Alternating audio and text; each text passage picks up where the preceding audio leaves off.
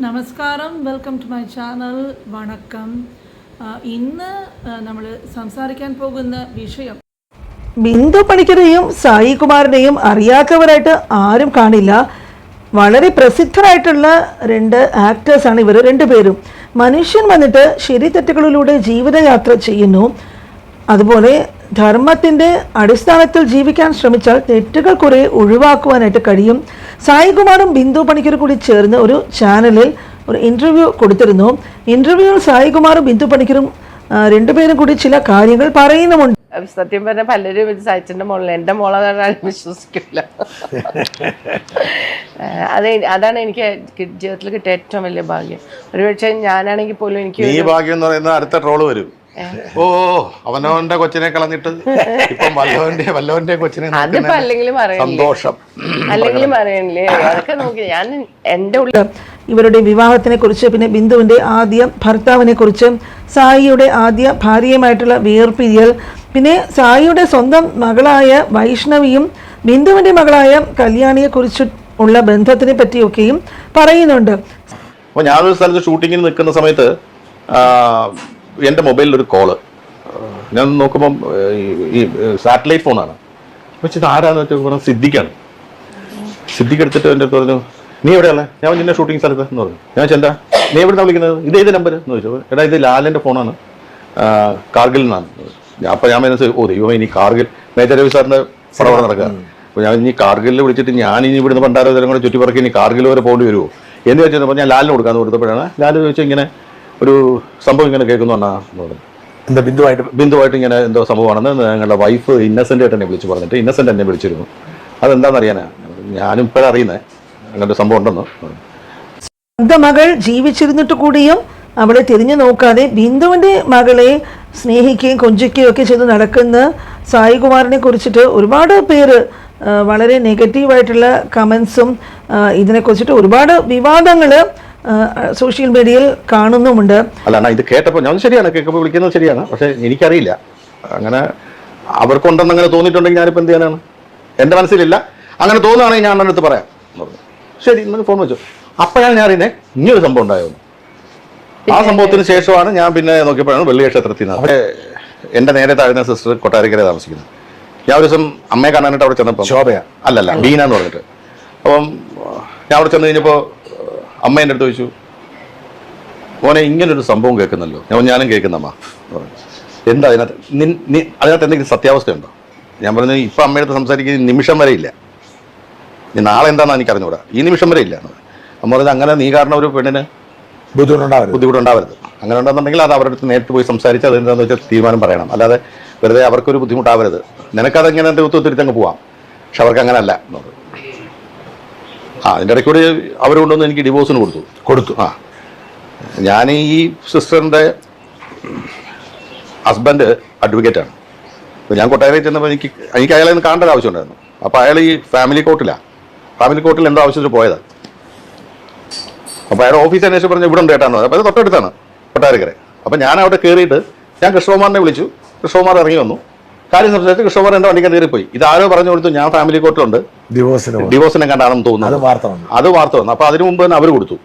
അത് കൊടുത്തിട്ട് ഒരു പേപ്പർ എനിക്ക് വരുമ്പോഴാണ് എനിക്ക് ഡിവോഴ്സിന് കത്ത് വരുന്നത് ഞാൻ അറിയുന്നത്. പിന്നെ അതങ്ങോട്ട് മുമ്പോട്ട് പോയപ്പോൾ ഞാൻ വെച്ചോന്നാ പിന്നെ ആയിക്കോട്ടെ. അതുപോലെ തന്നെ ഇതിൻ്റെയൊക്കെ മറുപടിയായിട്ട് സായി ഈ ഇന്റർവ്യൂവിൽ പറയുന്നത് നമ്മൾക്ക് കേൾക്കാം. അല്ലെങ്കിൽ നിങ്ങൾ തമ്മിൽ ചില ഭിന്നതകൾ ഉണ്ടായിരുന്നു. ഞാൻ കേട്ടിട്ടുണ്ട് അങ്ങേക്ക് ഷൂട്ടിങ്ങിന് പോലും പറ്റാത്ത തരത്തിൽ അങ്ങേ ശല്യം ചെയ്യുന്നുണ്ടായിരുന്നു കേട്ടിട്ടുണ്ട്. കഥയിലേക്ക് പറയണ്ട.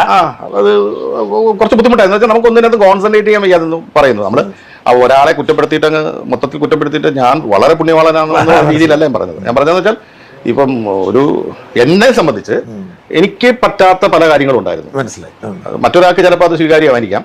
പിന്നെ ഇതങ്ങ് പോയി ഡിവോഴ്സിലേക്ക് പോയി കഴിഞ്ഞപ്പോഴത്തേക്ക് ഞാൻ അമ്മയെടുത്ത് പറഞ്ഞു എന്നാ പിന്നെ നിങ്ങൾ പോയി സംസാരിക്കാൻ പറഞ്ഞു. അപ്പോൾ പറഞ്ഞു അളിയനും പെങ്ങളും പറഞ്ഞു ഞങ്ങൾ പോയി അവരുടെ വീട്ടിൽ സംസാരിക്കട്ടെ എന്ന് ചോദിച്ചു.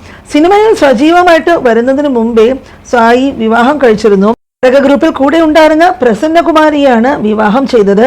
1986 തുടങ്ങി 2007 വരെയായിരുന്നു ഇവരുടെ വിവാഹ ജീവിതം. ഇതിലുണ്ടായ ഏക മകളാണ് സീരിയലുകളിലൊക്കെ അഭിനയിക്കുന്ന വൈഷ്ണവി. സായികുമാറിൻ്റെ മകളാണെന്ന് ഒറ്റ നോട്ടത്തിൽ തന്നെ കാണുന്നവർക്ക് പെട്ടെന്ന് മനസ്സിലാവും. കാരണം അത്രയ്ക്കും കണ്ടാൽ ഒരുപോലെ ഇരിക്കും. അവർക്ക് വളരെയധികം സാദൃശ്യം തമ്മിലുണ്ട്. അതുപോലെ വൈഷ്ണവി നന്നായി അഭിനയിക്കും. ചെറുപ്പത്തിലെ സിനിമയിൽ അഭിനയിക്കാനൊക്കെ ഒരുപാട് അവസരങ്ങൾ ലഭിച്ചിരുന്നു.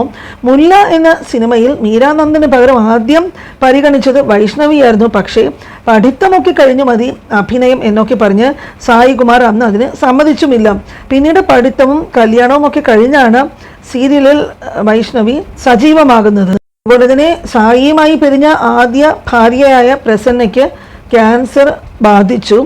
അമ്മയെ ചികിത്സിക്കാൻ വൈഷ്ണവി ഒരുപാട് ബുദ്ധിമുട്ടി. അന്നൊന്നും സായികുമാർ അമ്മയെയും മകളെയും തിരിഞ്ഞുപോലും നോക്കിയിട്ടില്ലായിരുന്നു. വൈഷ്ണവിയുടെ കല്യാണത്തിനും സായി പങ്കെടുത്തില്ല. പക്ഷേ ബിന്ദുവിൻ്റെ മകൾ കല്യാണിയുമായിട്ട് സായി നല്ല അടുപ്പത്തിലായിരുന്നു താനും. 2ാം ക്ലാസ്സിൽ കല്യാണി പഠിക്കുമ്പോഴാണ് സായിയും ബിന്ദുവും തമ്മിൽ അടുക്കുന്നത്.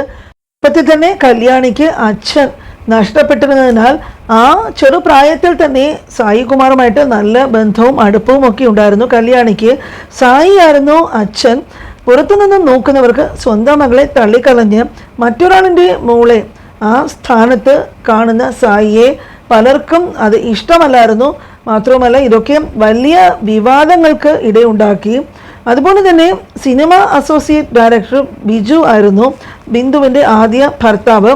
പിന്നെ ഇത് ഒരു സ്വാഭാവികമായിട്ടുള്ള മരണമാണോ ബിജുവിൻ്റെത് എന്നുള്ള ഗോസിപ്പും മറ്റും ഒരുപാട് അക്കാലത്ത് കറങ്ങി നടക്കുന്നുണ്ട്. 2ാം ക്ലാസ് പഠിക്കുന്നു. അപ്പൊ നിങ്ങൾ കല്യാണം കഴിക്കാൻ തീരുമാനിക്കുമ്പോൾ മോളുടെ കാര്യം എന്തെങ്കിലും കണ്ടീഷൻ വെച്ചില്ലേ? മോളെ നോക്കണം പറയേണ്ടി വന്നോ? എനിക്കങ്ങനെ പറയേണ്ടി വന്നിട്ട് ഞാൻ പറഞ്ഞിട്ടില്ല. ബിജു മരിച്ചതിന് ശേഷം ഇവർ രണ്ടുപേരും പങ്കെടുത്ത്, അതായത് സായികുമാറും ബിന്ദുവും പങ്കെടുത്ത് USA ഒരു സ്റ്റേജ് ഷോ നടന്നിരുന്നു. ബിജു മരിച്ച വേദനയൊക്കെ മറക്കട്ടെ എന്ന് കരുതിയാണ് ബിന്ദു ഇതിൽ പങ്കെടുത്തത്. ഇത് കഴിഞ്ഞിട്ടാണ് സായിയും ബിന്ദുവും തമ്മിൽ പ്രണയത്തിലായി എന്നൊക്കെയാണ് ഗോസിപ്പുകളിലൊക്കെ വന്നത്. ഇപ്പൊ എല്ലാരും അവളെ സത്യം പറഞ്ഞ പലരും ഇത് സച്ചിന്റെ മോളിൽ എന്റെ മോളെ വിശ്വസിക്കില്ല. അതാണ് എനിക്ക് ജീവിതത്തിൽ കിട്ടിയ ഏറ്റവും വലിയ ഭാഗ്യം. ഒരുപക്ഷെ ഞാനാണെങ്കിൽ പോലും എനിക്ക് ഈ ഭാഗ്യം എന്ന് പറയുന്നത് അടുത്ത ട്രോള് വരും. ഓ അവനവന്റെ കൊച്ചിനെ കളഞ്ഞിട്ട് വല്ലവന്റെ കൊച്ചിനെ അതിപ്പോ അല്ലെങ്കിലും സന്തോഷം അല്ലെങ്കിലും അറിയണില്ലേ? അതൊക്കെ നോക്കി ഞാൻ എന്റെ ഉള്ളിലെ കാര്യമാണ് ഞാൻ പറഞ്ഞത്. എനിക്ക് പോലും ചിലപ്പം വേറൊരാളുടെ മകനെയോ മകളെ അത്ര അക്സെപ്റ്റ് ചെയ്യാൻ പറ്റുമെന്ന് തോന്നണില്ല. അപ്പൊ അക്കാര്യത്തിൽ ഞാൻ പറയാം എനിക്ക് ദൈവം അനുഗ്രഹിച്ചത് അവര് കല്ലുവായി. ഈ സമയം സായിയും പ്രസന്നകുമാരിയും തമ്മിൽ ചില പ്രശ്നങ്ങളൊക്കെ ഉണ്ടായിരുന്നു. അതുമാത്രമല്ല ഈ ഒരു വിവരം അറിഞ്ഞതിന് ശേഷം പ്രസന്നകുമാരി സിനിമാ നടനായ ഇന്നസെൻറ്റിനോട് കാര്യങ്ങൾ തിരക്കുകയും ഇന്നസെൻ്റ് വന്നിട്ട് സിദ്ദിഖ് ലാലിനോട് കാര്യങ്ങൾ പറഞ്ഞു. അതുപോലെ തന്നെ ഈ സത്യാവസ്ഥയൊക്കെ അറിയാനായിട്ട് സിദ്ദിഖ് ലാൽ നേരിട്ട് സായിയെ വിളിച്ചു എന്നൊക്കെയാണ് പറയുന്നത്. സിദ്ദിഖ് ലാലാണോ ഇതിൽ ഇടപെട്ടത് അതോ മോഹൻലാലോ ആണോ എന്നുള്ളത് അത് വ്യക്തമല്ല. പിന്നെ ആദ്യത്തെ മകളെ ഇഷ്ടമല്ല, അവളെ നോക്കിയില്ല എന്ന് സായി ഒരു സ്ഥലത്തും പറയുന്നില്ല. പിന്നെ ഓരോരുത്തർക്കും ഇഷ്ടമുള്ള ജീവിതമല്ലേ ജീവിക്കേണ്ടത് എന്നും ധാരാളം പേര് പറയുന്നുണ്ട്. പിന്നെ പ്രസന്നയുടെയും മകളുടെയും കൂടെ ഇൻ്റർവ്യൂ വേണം. മറുഭാഗത്ത് അവർക്ക് എന്താണ് പറയാനുള്ളത് എന്നും തീർച്ചയായിട്ടും അറിഞ്ഞാൽ മാത്രമേ കാര്യങ്ങൾക്കുള്ള ഒരു വ്യക്തത എല്ലാവർക്കും മനസ്സിലാകുകയുള്ളൂ എന്നുള്ള ഒരു അഭിപ്രായം ഒരുപാട് പേര് പറയുന്നുണ്ട്. അപ്പോൾ ഈ ഒരു വാർത്ത സോഷ്യൽ മീഡിയയിൽ വളരെയധികം വൈറലായിട്ടുള്ളതും ധാരാളം പേർക്ക് ഇതിനെക്കുറിച്ചിട്ട് അറിയാവുന്നവരും ആണ്. പക്ഷേ ഇത് അറിയാത്തവരായിട്ട് കുറേ പേരുണ്ട്. അവർക്ക് വേണ്ടിയിട്ടാണ് ഈ വീഡിയോ കണ്ടപ്പോൾ ഇതിനെക്കുറിച്ചിട്ട് കുറച്ച് കാര്യങ്ങൾ ഷെയർ ചെയ്യാമെന്ന് വിചാരിച്ചത്. അപ്പോൾ ഈ പ്രത്യേക ഒരു ബന്ധത്തിനെ പറ്റിയിട്ടും ഈ കുട്ടികളുടെ അടുത്തുള്ള സ്നേഹക്കുറവോ ഇല്ല ഈ അടുപ്പക്കുറവോ സ്വന്തം മോളോട് കുറച്ച് കാണിക്കുന്നതും ബിന്ദുവിൻ്റെ മോളായ വളർത്തു മോളോട് കൂടുതൽ അടുപ്പം കാണിക്കുന്നതും ഇതിനെക്കുറിച്ചിട്ട് നിങ്ങൾക്ക് എന്താണ് അഭിപ്രായം തോന്നുന്നത് എന്നുള്ളത് കമൻറ്റ് ബോക്സിൽ തുറന്ന് എഴുതുക. അതുപോലെ ചാനൽ ഇതുവരെ സബ്സ്ക്രൈബ് ചെയ്തിട്ടില്ലാത്ത കൂട്ടുകാരുണ്ടെങ്കിൽ മറക്കാതെ ചാനൽ സബ്സ്ക്രൈബ് ചെയ്യുക. ഇതുപോലെ വേറെ ഒരു പ്രധാനപ്പെട്ട വീഡിയോ ആയിട്ട് അടുത്ത് തന്നെ കാണുക. അതുവരെ എല്ലാവർക്കും താങ്ക്സ് ഫോർ വാച്ചിങ്.